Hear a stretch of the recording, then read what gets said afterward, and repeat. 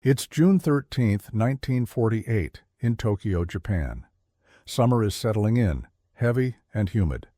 A 38-year-old writer named Osamu Dazai walks toward the Tamagawa Canal with a woman named Tomi Yamazaki. They're involved, and they've planned this moment carefully. They place stones in their pockets and step into the water together. 6 days later, their bodies are found downstream. On Dazai's birthday, June 19th, he would have turned 39. This was Dazai's 5th suicide attempt. The first 4 had failed. He attempted hanging, he attempted drowning with partners, he attempted overdoses. He survived each time. But this time, he removed every possibility of survival, and just 1 month before his death, he finished his final novel. A deeply personal story about a man who cannot connect with people, who spends his life performing a version of himself he doesn't believe in, who numbs himself with substances until there's nothing left to hold on to. The novel is no longer human, and it's among the most emotionally devastating books ever written. In Japan, it's the second best-selling novel in history, behind Natsume Soseki's Kokoro. Millions of copies sold, taught in schools, a national reference point for understanding despair, identity, and the feeling of being fundamentally out of place in the world. But in the West, it remains mostly unknown. Many have never heard of it, never read it, never encountered Yozo Oba, a protagonist who may be the most painfully accurate portrait of severe depression in modern literature. And if you've been following this channel, the connection is obvious. This is Japan's answer to Notes from Underground. Yozo is the post-war version of Dostoevsky's Underground Man. Same self-awareness turned inward, same inability to act authentically, same psychological pressure created by seeing too much and feeling too deeply. But there is one crucial difference. Dostoevsky's Underground Man chooses isolation. Yozo never had a choice. He was born misunderstanding the people around him, born unable to connect, born carrying burdens he had no tools to manage.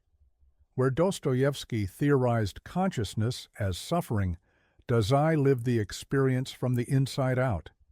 No Longer Human reads like a farewell letter disguised as fiction, an explanation, an apology, a final attempt to express what it feels like to perform humanity rather than feel it. And the unsettling part? Millions of readers see themselves in Yozo. They recognize the masks they wear, the exhaustion of pretending to be fine, the quiet fear of being fundamentally out of sync with everyone else. This isn't just a Japanese story. It's a mirror held up to the modern world. The rise in depression and anxiety. The sensation that everyone else understands life while you're improvising. The relentless effort to appear normal while feeling anything but. Dazai wrote this in 1948, 77 years ago. Yet it feels like it was written for right now. So today we're exploring No Longer Human. We're going to look at why Dazai couldn't live with his own mind, why this novel stays with every reader who opens it, and why it may be one of the most honest books ever written about failing, or feeling like you're failing, at being human. Let's begin. To understand No Longer Human, you need to understand Osamu Dazai, because this book isn't fiction, it's autobiography barely disguised. Everything Yozo does, Dazai did. Every thought Yozo has, Dazai had. Every suicide attempt, every addiction, every relationship destroyed, all of it happened. Born June 19th, 1909 in Kannagi, a small town in northern Japan. Wealthy family. His father was a landowner and politician. Dazai grew up in privilege, big house, servants, everything a child could want materially, but emotionally, nothing. His mother was distant, sickly. Dazai was raised by servants and wet nurses. He barely saw his parents, felt like an outsider in his own family, like he was tolerated but not wanted, not truly part of the household. And from childhood, he wore masks, performed happiness. Played the clown to make people laugh because he learned early that if he entertained them, they would tolerate him. If he made them smile, they wouldn't see how empty he was inside. This is the core trauma of the book, not abuse, not violence, just the quiet realization that you don't understand other humans, that everyone else seems to operate on instincts you don't have. That being human comes naturally to everyone except you. By the time Dazai was in school, he was already performing constantly, class clown, always joking, always putting on shows. But inside, terror, constant terror that someone would see through the act, would realize he was faking everything, would discover he wasn't actually human at all. He went to Tokyo Imperial University, studied French literature, but he wasn't there to learn. He was there to destroy himself. First suicide attempt, 1929, age 20. He tried to hang himself but failed. The rope broke or he was found. Accounts vary. Either way, he survived. Second attempt, same year. He convinced a woman, a bar hostess named Tanabe, to commit double suicide with him. They jumped into the ocean together. She died. He survived.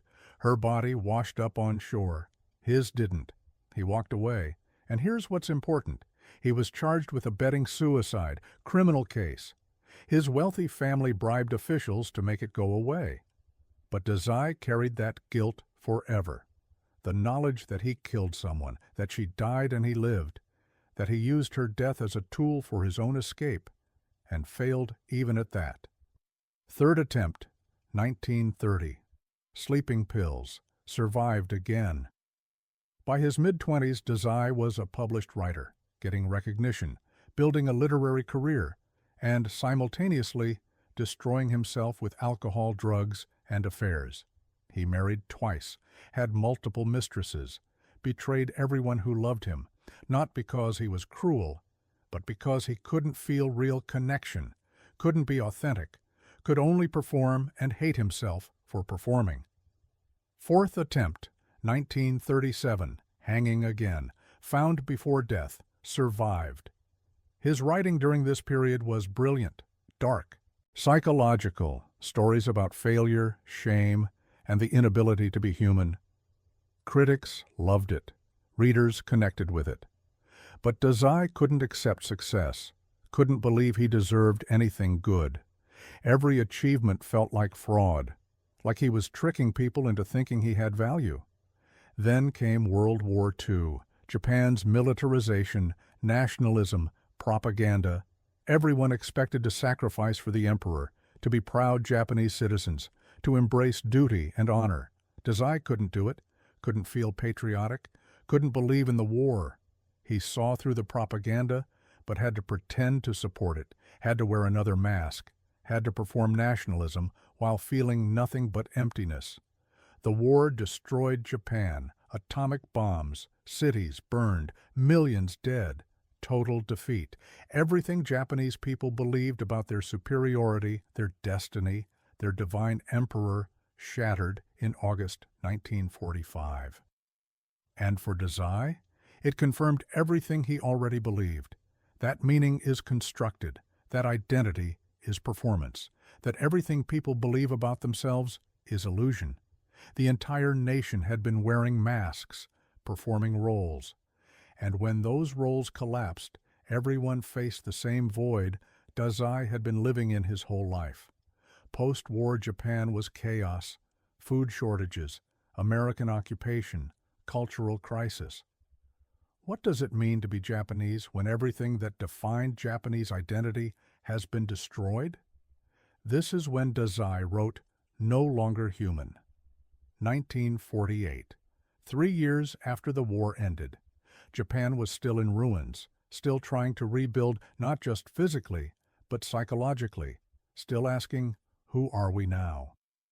And Dazai wrote about a man who never knew who he was, who performed humanity without ever feeling human, who destroyed himself slowly because existing as a fake was more painful than not existing at all. He wrote it in first person, 3 notebooks. Yozo Oba, telling his story from childhood to complete degradation. And everyone who knew Dazai recognized it as confession. This was his life, his psychology, his explanation for why he couldn't live anymore. He finished the book in May 1948. 1 month later, he was dead. 5th attempt, successful. Here's what you need to understand. Dazai didn't write this book and then decide to die. He was planning to die the entire time he was writing it. The book is his suicide note, his final explanation, his way of saying, "This is why I can't do this anymore. This is what it's like to be incapable of being human. This is the consciousness that became unbearable." And the terrifying part? He wasn't mentally ill in the obvious way. He wasn't psychotic, wasn't delusional. He understood reality perfectly, too perfectly. He saw through all the social constructs, all the performances, all the masks everyone wears, and that clarity killed him. This connects directly to Dostoevsky, to the underground man's disease of consciousness, to the idea that too much awareness makes life impossible, that seeing through everything means you can't authentically participate in anything. But where Dostoevsky's underground man was theoretical, a philosophical character exploring ideas, Dazai's Yozo is real. This actually happened. A real human being lived this consciousness, and it destroyed him. Dostoevsky wrote about consciousness as disease and survived, wrote other books, found meaning in faith and suffering, lived to 60. Dazai wrote about consciousness as disease and didn't survive, couldn't find meaning, couldn't bear existence, died at 38. Same insight, different outcomes, one theoretical, one lived to death. And that's why No Longer Human hits different than Notes from Underground, because you're not reading philosophy. You're reading someone's actual psychological collapse documented in real time. You're watching someone explain why they can't live anymore, and then they prove it. So when you read this book, and you should read this book, remember, this isn't fiction. This is a man trying to make you understand what it's like to be incapable of being human, to wear masks every day, to perform normalcy while dying inside. And 1 month after he finished explaining it, he filled his pockets with stones and jumped into a canal, because sometimes understanding why you can't live doesn't give you a reason to live. Sometimes clarity just makes it worse. Now let's see what he wrote. Let's meet Yozo Oba. Let's understand what consciousness looked like for someone who couldn't bear it. No Longer Human is structured as 3 notebooks, 3 confessions, 3 stages of Yozo Oba's psychological disintegration from childhood to complete destruction. But before we get to the notebooks, the book opens with a prologue. A nameless narrator discovers photographs of a man named Yozo. 3 photographs: childhood, young adulthood, and late adulthood. And the narrator is disturbed by these photographs because he can't read the expression on Yozo's face. Is he smiling? Is he in pain? Is this a human face at all? The narrator says, "I have seen 3 pictures of the man. The first showed him as a child, perhaps 10 years old, but for all I knew, it might have been a girl." Already from the first page, we're told this person is fundamentally ambiguous, unreadable, neither clearly male nor female, happy nor sad, human nor something else. This is the setup. And then we get Yozo's notebooks, his explanation, his confession of why he appears this way. The first notebook. Childhood Yozo begins with a confession that will define the entire book. "Mine has been a life of much shame. I can't even guess what it must be to live the life of a human being. Not I am ashamed, but I have been a life of much shame." Shame isn't something he feels occasionally, it's what he is, his fundamental state of existence. And more importantly, I can't even guess what it must be to live the life of a human being. He doesn't understand humans, cannot comprehend what it's like to be one. He's been among them his whole life but has no idea how they work, what they feel, what makes them do what they do. He describes watching people and being confused constantly. Why do they get angry about small things? Why do they laugh at jokes he doesn't understand? Why do they care about things that seem meaningless? Why do they operate on instincts that make no sense to him? But he learns early. If you ask these questions out loud, people look at you like you're broken. So instead, he develops a strategy. He becomes a clown. He performs, makes funny faces, does silly things, makes people laugh. And if he's entertaining enough, they won't notice he doesn't understand them, won't see that he's fundamentally different, won't realize he's not actually human. Listen to how he describes this. My apprehension on discovering that my concept of happiness seemed to be completely at variance with that of everyone else was so great as to make me toss sleeplessly and groan night after night in my bed. It drove me indeed to the brink of lunacy. He's not sad about being different. He's terrified, existentially terrified that he's fundamentally broken, that everyone else was born with an instruction manual for being human and he was born without one. So he watches, studies, learns to mimic, creates a performance of normalcy so convincing that nobody suspects. But inside, he's constantly analyzing every interaction, constantly checking, did I do that right? Did I respond correctly? Did I fool them? This is exhausting. Imagine living every single moment of your life on stage, never able to relax, never able to just be, always performing, always watching yourself perform, always terrified someone will see through the act. This is consciousness as torture. This is what Dostoevsky meant by disease of consciousness. The underground man was paralyzed by self-awareness. Yozo is performing constantly because of self-awareness. Same problem, different manifestation. And there's a scene in childhood that crystallizes this. Yozo's family is having a discussion about what to buy him. Everyone suggests things. Yozo doesn't care, doesn't want anything. But he knows he has to want something because that's what normal children do. So he picks randomly a lion mask, not because he wants it, but because someone suggested it and he knows he has to choose something. And everyone praises him for his choice, tells him how good he is, how easy to please. But inside, Yozo feels horror. Because they don't know, they don't realize he's faking. They think he's a normal, happy child when really he's a performer, wearing a mask, choosing another mask to wear. This is the core trauma, not abuse, not neglect. Just the quiet realization that you're fundamentally different and you have to hide it forever. The second notebook, Youth and Destruction. Yozo goes to school in Tokyo, high school, then university. And this is where the performance becomes unsustainable. Because in childhood, the performance is simple. Make people laugh, be cute, be harmless. But as an adult, the performance becomes more complex. You have to have opinions, ambitions, desires. You have to want things and work toward them. You have to form real relationships based on mutual understanding. And Yozo can't do any of it. Can't feel real ambition, can't form real connections, can't stop analyzing every interaction until it becomes meaningless. So he finds different masks, different performances. He joins communist study groups. Not because he believes in communism, but because it gives him a role to play, gives him lines to recite, gives him an identity that looks like conviction, but requires no real internal belief. He drinks, heavily, because alcohol briefly turns off the constant self-monitoring, makes the performance automatic, lets him stop thinking about whether he's doing human correctly. He pursues women, not because he desires them specifically, but because that's what young men do. That's the performance expected. So he has affairs, multiple affairs. And women fall for him because he's so attentive, so focused on them.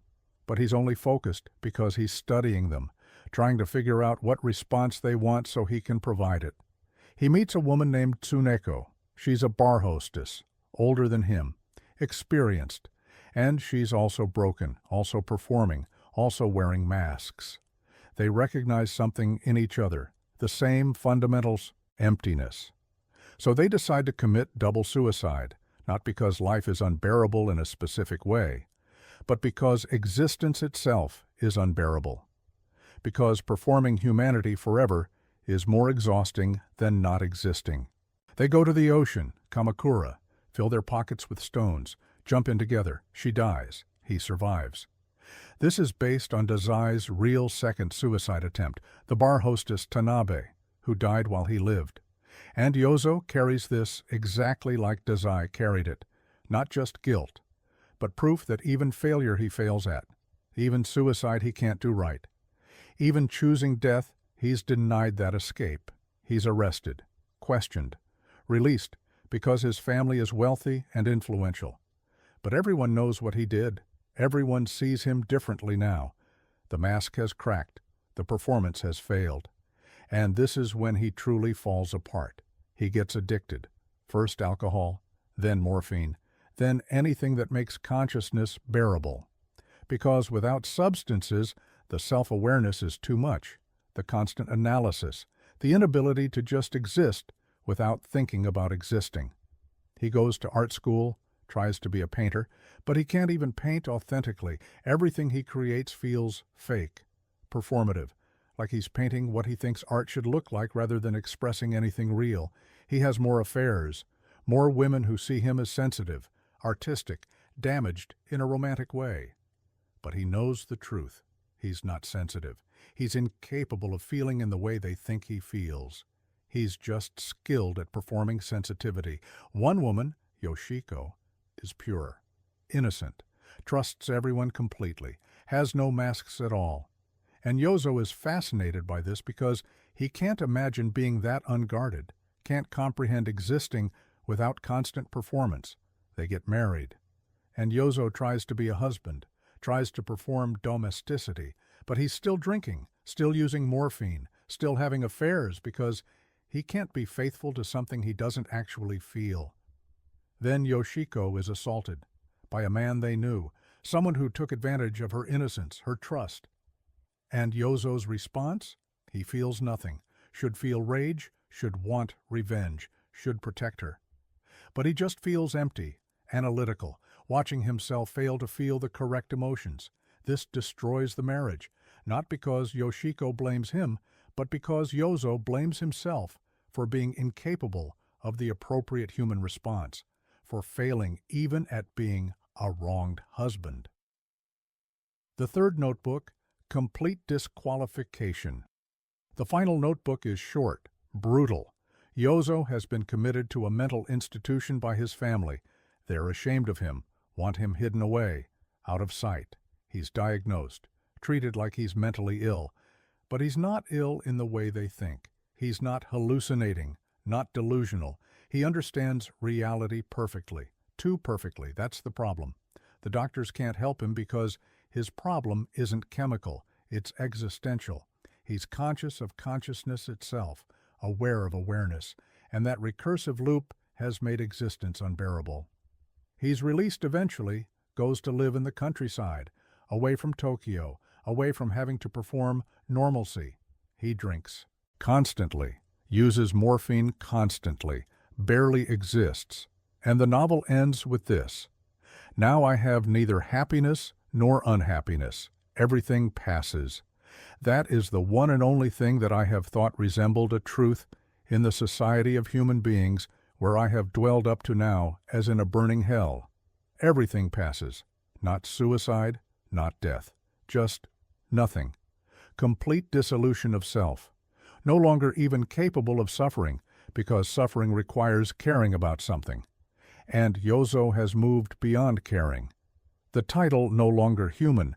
In Japanese it's ningen shikaku, which more literally means disqualified as a human being. Yozo hasn't just failed at being human, he's been disqualified from the category entirely, removed from the possibility of humanity. And the novel ends with a coda, back to the narrator, the person who found the photographs and notebooks. And the narrator says something crucial. I feel that he was really a model of what human beings should be. If only he had thought this way about himself. This is devastating, because it suggests that Yozo's problem wasn't that he was broken. It was that he thought he was broken, that his inability to understand humans was actually clarity, that his constant analysis was wisdom, that what he saw as failure was actually truth. Maybe everyone else is performing. Maybe everyone else is wearing masks. Maybe Yozo's only crime was being honest about it, being unable to pretend that the performance is real. Maybe he wasn't disqualified from being human. Maybe he was the only one who saw that being human is just performance all the way down. And that realization is what disqualified him.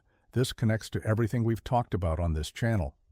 The underground man saw through society's illusions and became paralyzed. AM became conscious and realized consciousness is torture. And Yozo performed humanity his entire life until the performance became more unbearable than death. They're all the same nightmare. Consciousness turned against itself, awareness that makes life impossible, the disease of thinking too much about what you are. And Dazai lived it, wrote it, and then proved he meant it by ending his existence 1 month after finishing the manuscript. This isn't fiction. This is someone explaining why they can't live anymore, and then dying to prove they were serious. So we need to talk about what makes No Longer Human philosophically different from Notes from Underground. Because on the surface, they're the same story.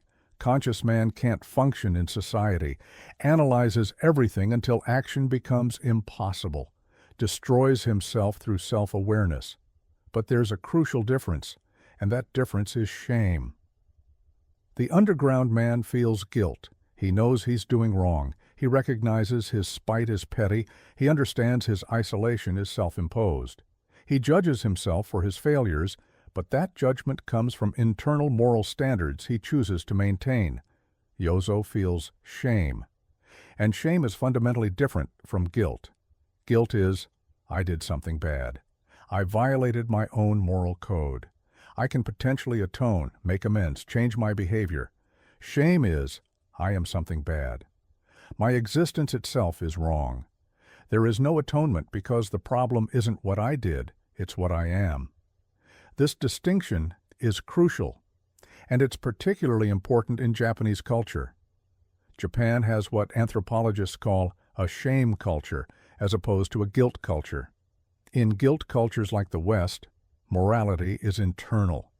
You feel bad when you violate your own principles. Your conscience judges you. In shame cultures like Japan, morality is external. You feel bad when you fail to meet social expectations. Society judges you. The group evaluates whether you're performing your role correctly. This is why concepts like saving face and bringing shame to your family are so important in Japanese culture. It's not about internal moral failure. It's about external social failure, about not living up to what others expect of you. And Yozo is trapped in this perfectly. Because he doesn't understand what society expects, can't read the unspoken rules, doesn't know how to perform his role correctly. So he's constantly failing to meet expectations he doesn't even comprehend. But here's where it gets worse. He's aware of this failure constantly. He knows he's performing incorrectly, knows people would judge him if they saw his real self. So the shame isn't just about specific failures. It's about his fundamental nature, about being the kind of person who has to fake being human. Listen to how Yozo describes this. I am convinced that human life is filled with many pure, happy, serene examples of insincerity, truly splendid of their kind, of people deceiving one another without the slightest wound inflicted, of people who seem unaware even that they are deceiving one another. He sees that everyone is performing, everyone is wearing masks, everyone is being insincere, but for others, this performance is unconscious, natural. They don't know they're deceiving each other. They believe their own performances.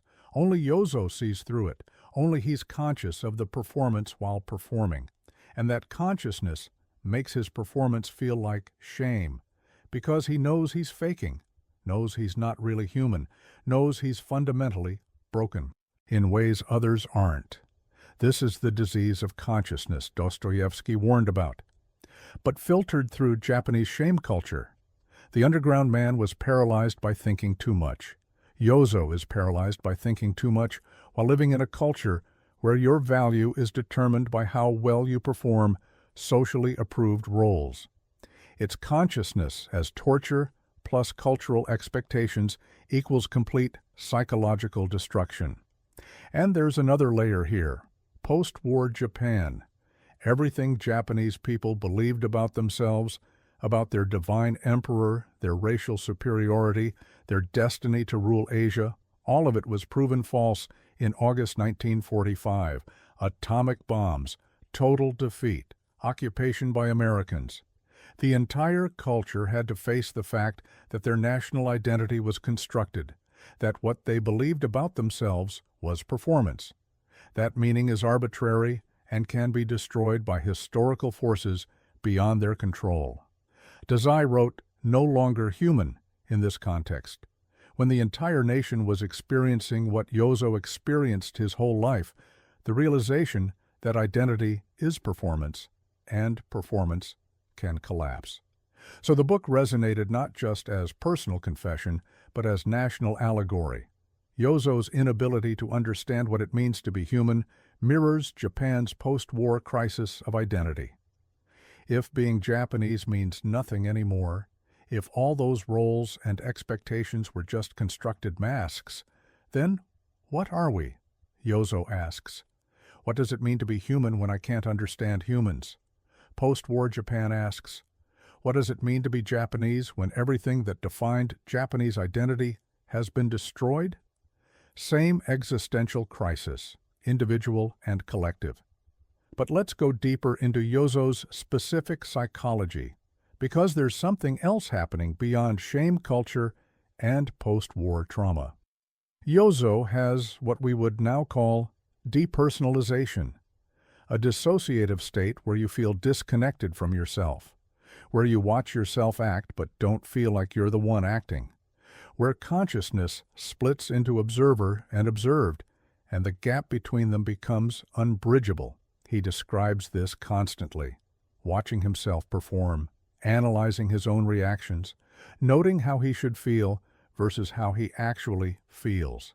It's like being a puppet master and puppet simultaneously. You're pulling the strings on your own behavior while also being the thing whose strings are being pulled, and you can't stop, can't unify, can't just be. Because once you've become aware of the split, once you've seen that there's a performer and a performance, you can't unsee it. Can't go back to naive authenticity. This is exactly what the underground man suffered from. He couldn't act spontaneously because he was always watching himself act, always judging the action even as he performed it, always conscious of consciousness itself. But Yozo takes it further, because he doesn't just dissociate from his actions, he dissociates from his humanity.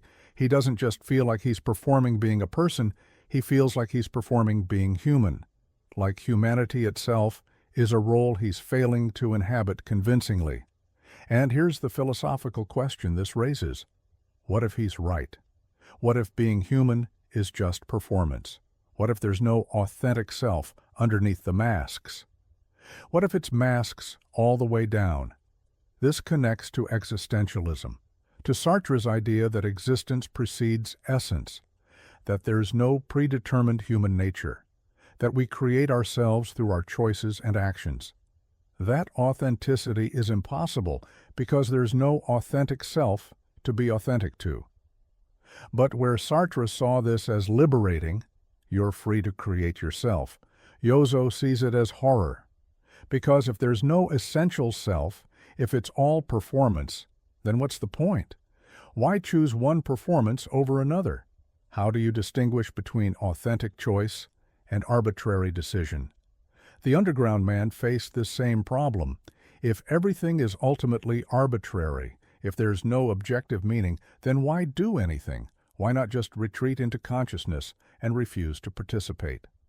But the underground man had spite, had resentment, had the energy to rage against meaninglessness. Yozo doesn't even have that. He just has exhaustion. The bone-deep weariness of someone who's been performing for so long that he can't remember if there was ever anything underneath the performance.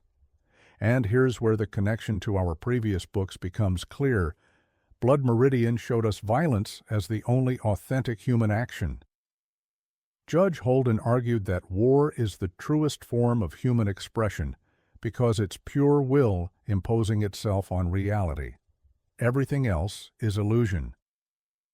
Notes from Underground showed us consciousness turning against itself, The underground man couldn't act because thinking about action paralyzed him. Consciousness became disease. I Have No Mouth showed us consciousness without purpose as torture. AM and Ted both trapped in awareness with nothing meaningful to do with it. Existence without meaning. And now, No Longer Human shows us performance without authenticity as slow death. Yozo performs humanity but never feels human, wears masks but forgets there was ever a face underneath.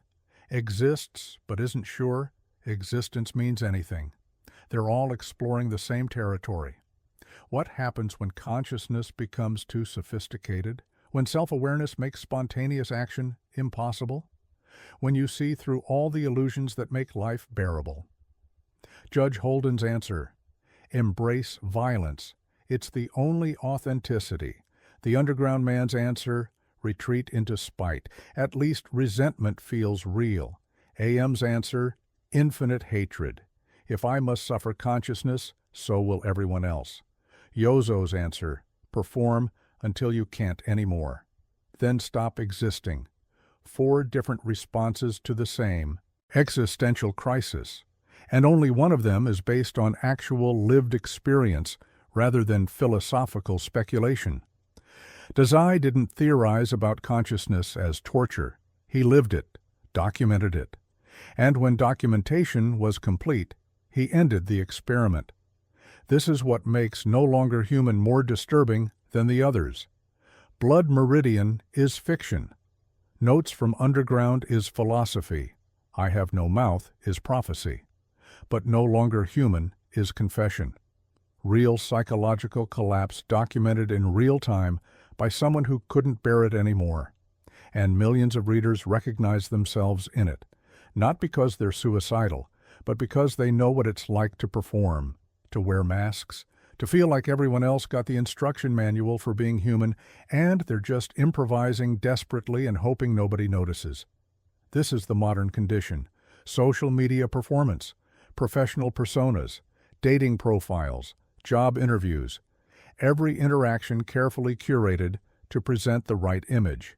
The exhaustion of maintaining multiple masks depending on context.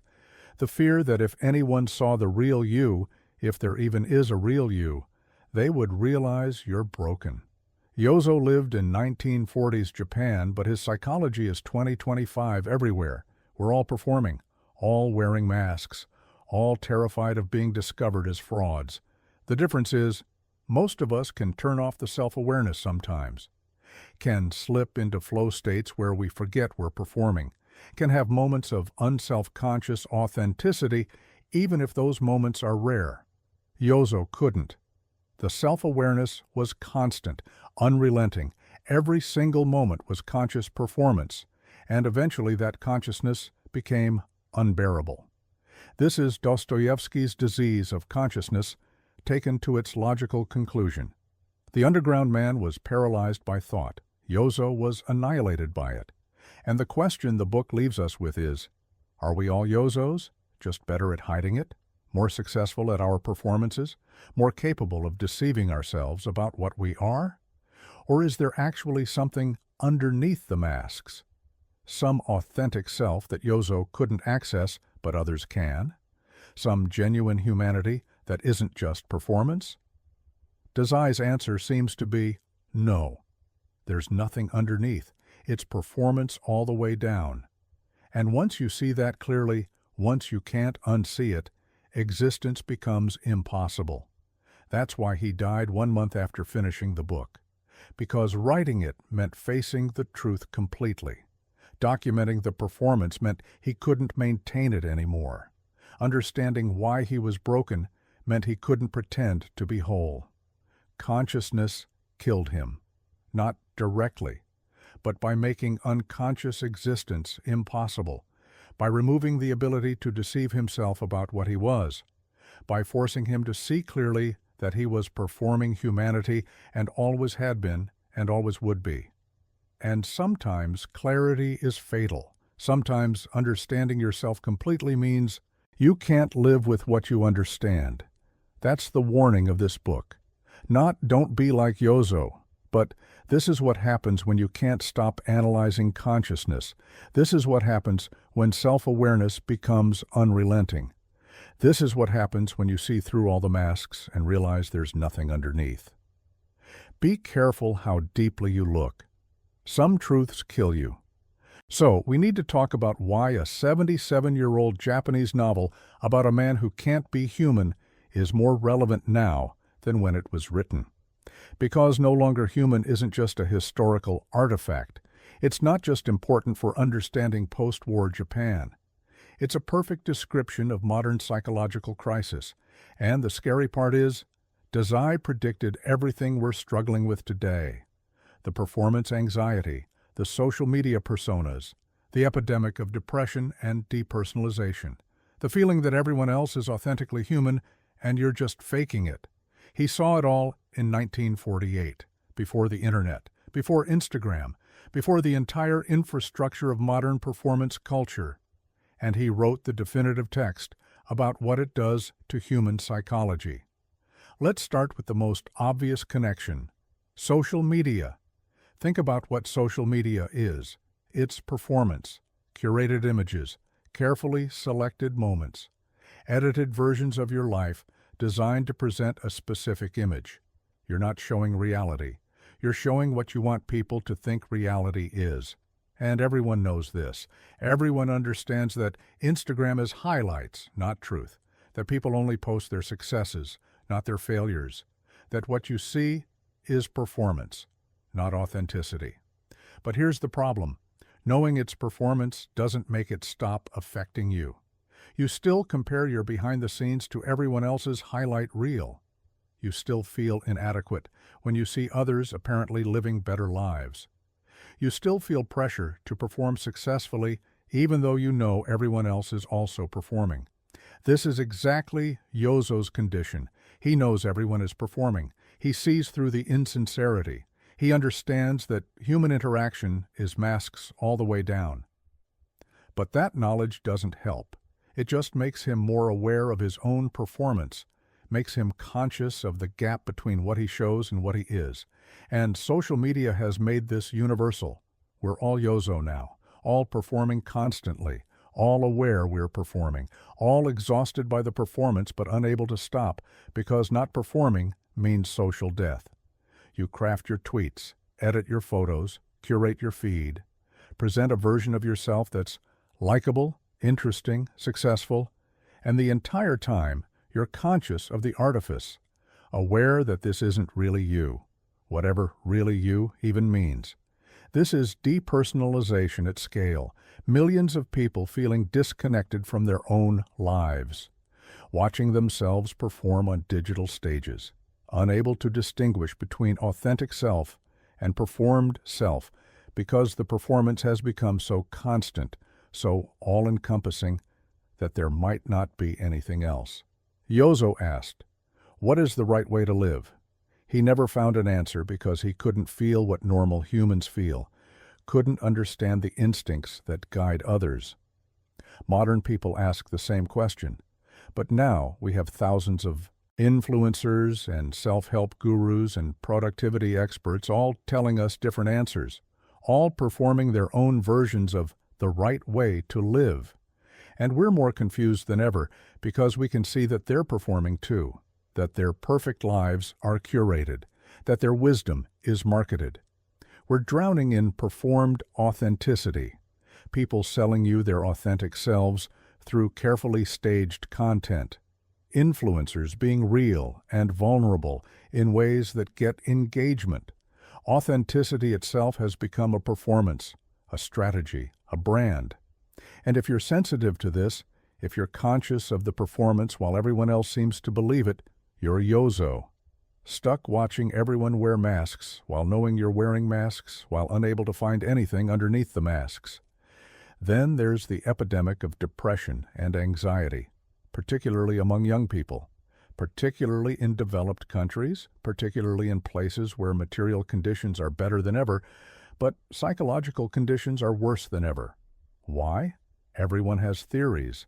Social media, economic anxiety, climate doom, political polarization, all probably contribute, But there's something deeper.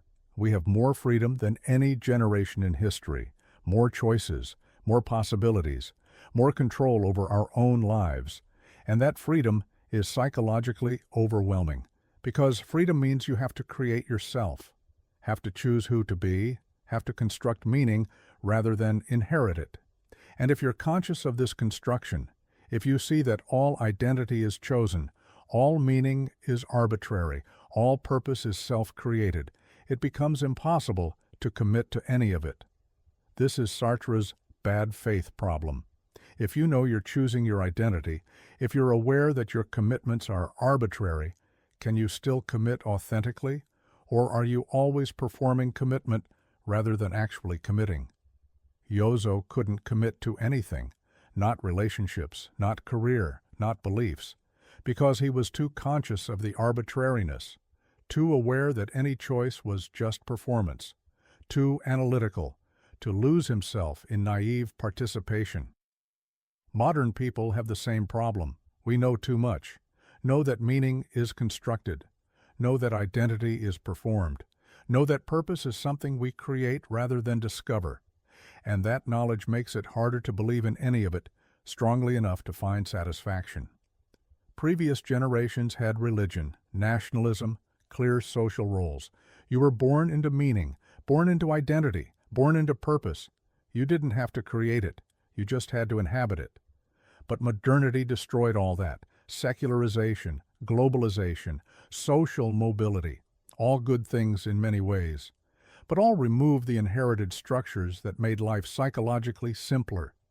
Now you have to create yourself, and if you're conscious of that creation, if you can't stop analyzing whether your choices are authentic or just another performance, you end up like Yozo, paralyzed, exhausted, unable to commit because commitment requires believing in something, and you're too aware that belief is chosen. This connects to what we talked about with the underground man. Too much consciousness makes action impossible. Too much awareness makes spontaneity impossible. Too much analysis makes authenticity impossible. But at least the underground man lived in a society with clear structures he could rebel against. He had something to define himself in opposition to. His spite had an object. Modern Yozos have nothing to rebel against. The system is too nebulous, too flexible, too accommodating. You can be anything, do anything, believe anything. And that infinite possibility becomes infinite pressure, becomes paralysis, becomes the exhaustion of having to create yourself from scratch while knowing any self you create is arbitrary. And here's where it gets really dark. Therapy culture, self-help, mental health awareness, all good things in principle, but all can make the problem worse if you're predisposed to Yozo's psychology, because therapy asks you to analyze yourself, to become conscious of your patterns, to understand why you do what you do, to gain insight into your own psychology. But what if insight is the problem? What if consciousness is the disease? What if analyzing yourself just creates more distance between observer and observed? What if therapy for someone like Yozo just gives them more sophisticated language to describe why they can't be human? Yozo understood his psychology perfectly, knew exactly why he performed, could articulate his disconnection with painful clarity, and none of that understanding helped. It just made him more aware of what was wrong, made the problem more vivid without making it more solvable. Modern therapy often promises, understand yourself and you'll heal. Know your trauma and you can process it. Analyze your patterns and you can change them. But for some people, for Yozo-type psychologies, understanding just means more consciousness, more awareness, more distance from spontaneous participation in life. The analysis itself becomes another layer of performance, another mask, another way of being disconnected from immediate experience. This isn't an argument against therapy. Most people benefit enormously from it.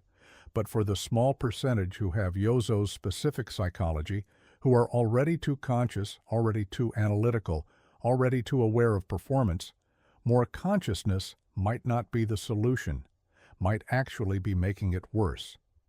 Then there's the question of neurodivergence. We didn't have that language in Dazai's time, but reading No Longer Human now, many people with autism spectrum traits recognize themselves in Yozo. The inability to read social cues naturally, having to consciously learn rules others absorb unconsciously, feeling like an alien studying human behavior from outside, masking constantly to appear normal, the exhaustion of performance, the sense that everyone else got an instruction manual you didn't receive. This is common autistic experience, and No Longer Human might be one of the best literary descriptions of what high-masking autism feels like. The constant analysis, the performed emotions, the gap between internal experience and external presentation, the exhaustion, the shame of being fundamentally different. Was Dazai autistic? We can't diagnose historical figures, but whether he was or not, he captured something about consciousness that many neurodivergent people recognize immediately. The experience of having to manually operate social behaviors others do automatically, of being conscious of processes that should be unconscious. And in modern times, as more people are diagnosed, as more people recognize their own neurodivergence, No Longer Human speaks to them directly, validates their experience, shows them they're not alone in feeling like they're performing humanity, rather than naturally being human. But here's what makes this complicated. Whether you're neurodivergent or not, whether you have clinical depression or not, whether you have specific trauma or not, almost everyone in modern society has touched Yozo's experience at some point. Almost everyone has felt like they're faking it, like they don't know what they're doing, like they're one mistake away from being exposed as fraud, like everyone else is authentically adult and they're just pretending. Imposter syndrome. We have a name for it now, the feeling that your success is undeserved, that you're not actually competent, that you've fooled everyone, but eventually they'll realize you're not who you appear to be. This is Yozo's entire existence. Permanent imposter syndrome, not just about professional accomplishments, but about being human at all. The constant fear that someone will discover you're performing, that you're not real in the way others are real, and modern life amplifies this. We change roles constantly, different personas for work, family, friends, online. We're whoever the context requires. And if you're conscious of those shifts, if you can't stop noticing that you're different depending on who you're with, you start wondering which one is real, or are they all performance? Yozo never found an answer, never discovered an authentic self underneath the masks. And many modern people are arriving at the same terrifying conclusion. Maybe there is no authentic self. Maybe it's performance and reaction and adaptation all the way down. Maybe the search for who you really are is searching for something that doesn't exist. And if that's true, if there's no essential self to discover, just various performances depending on context, then what are you? Who are you when no one's watching? What remains when you take off all the masks? Yozo's answer was nothing. Take off all the masks, and there's nothing underneath. He wasn't hiding his real self behind performances. The performances were all there was, and recognizing that fact is what disqualified him from humanity. This is the existential crisis of modern life. Freedom without essence, choice without authentic chooser, performance without authentic performer. And the more conscious you become of this structure, the more unbearable it gets. Dazai saw this in 1948 in post-war Japan, but he was seeing what would become universal in the 21st century, when everyone has infinite freedom and infinite choices and infinite ways to perform themselves and no clear sense of which performance is real. We're all becoming Yozo, some of us more than others, some of us still capable of losing ourselves in unconscious participation, but all of us touching that experience occasionally. That moment where you step outside yourself and watch yourself perform and wonder what the hell you're doing and who's doing it.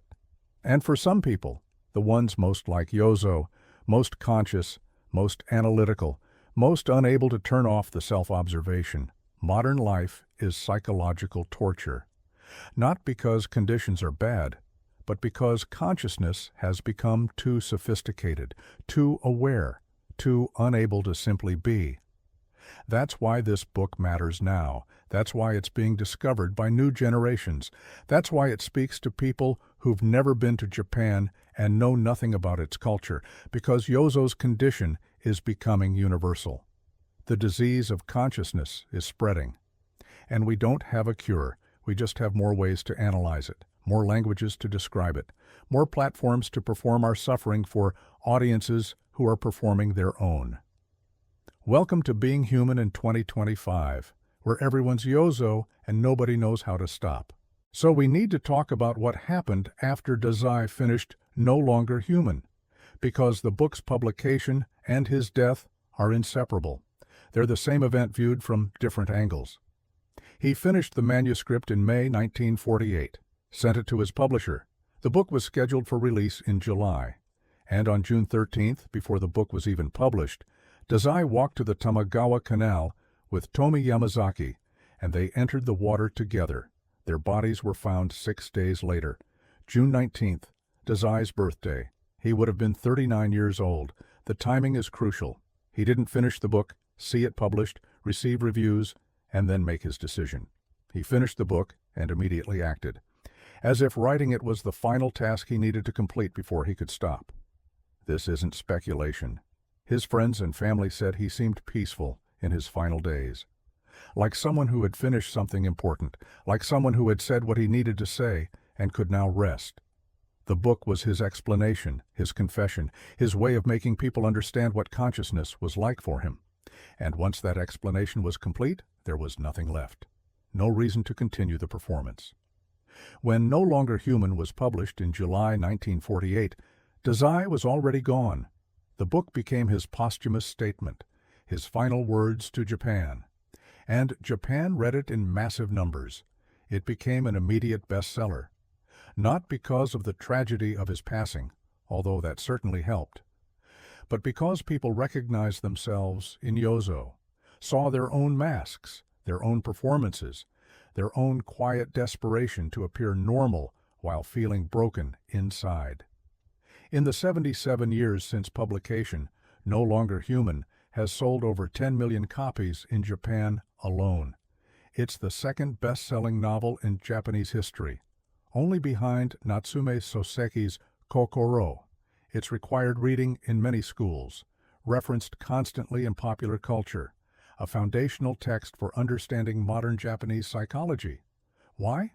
Because post-war Japan needed this book, needed someone to articulate what it felt like when all your cultural certainties collapsed, when your national identity proved to be constructed, when you had to figure out who you were without the structures that previously defined you. Yozo's struggle to understand what it means to be human paralleled Japan's struggle to understand what it meant to be Japanese after total defeat.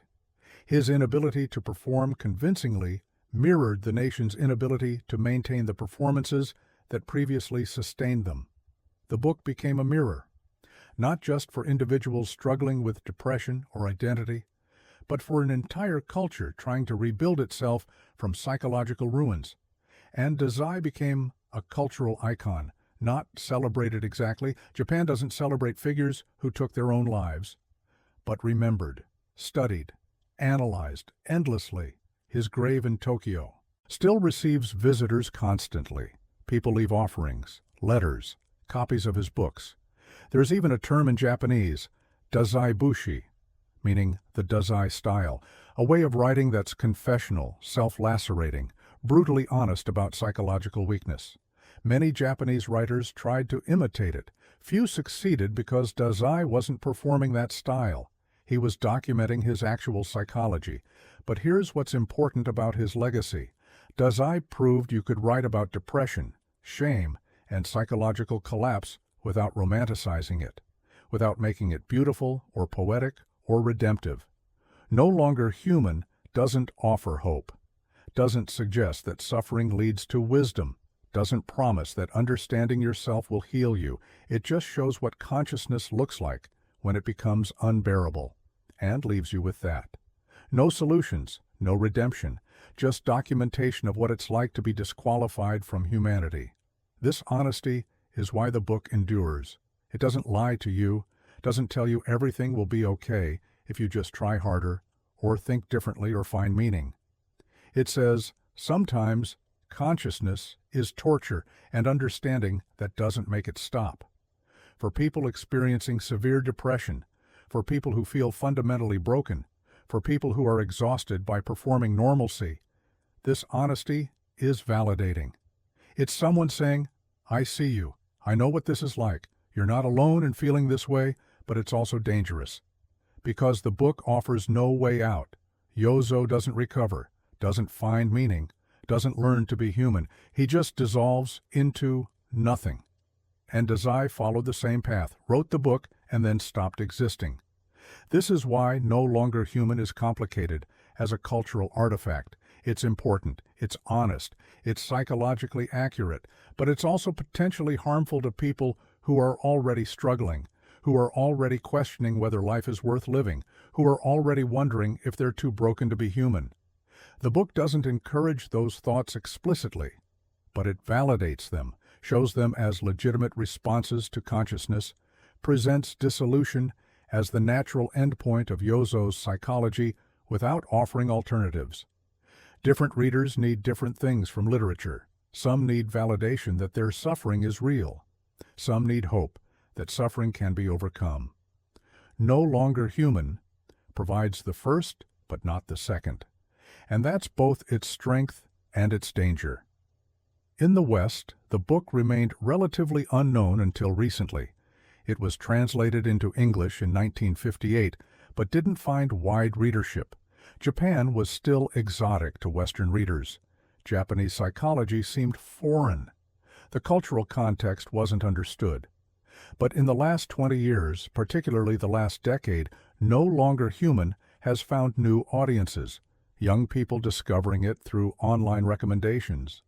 People searching for books about depression and finding this. People recognizing Yozo's psychology as their own, even though they've never been to Japan. Because the psychology isn't uniquely Japanese. The shame versus guilt distinction matters. The post-war context matters. But the core experience, consciousness turning against itself, performance without authenticity, the exhaustion of existing without feeling human, that's universal. Modern readers don't need to understand post-war Japan to understand Yozo. They just need to have experienced the feeling that everyone else got instructions for being human that they somehow missed. And in an age of social media performance and imposter syndrome and epidemic loneliness, that feeling is everywhere. So No Longer Human is being rediscovered, translated into more languages, read by more people, recognized as one of the most honest books ever written about what depression actually feels like from inside. Not the poetic melancholy of romantic literature, not the dramatic breakdowns of sensational fiction, just the quiet, exhausting, constant performance of pretending to be okay while feeling fundamentally wrong. Dazai documented this, made it literature, and then proved he wasn't exaggerating by following Yozo's path to its conclusion.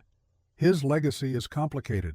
He created one of the most psychologically accurate portraits of depression in literature. But he also showed that sometimes understanding doesn't lead to healing. Sometimes clarity just makes things worse.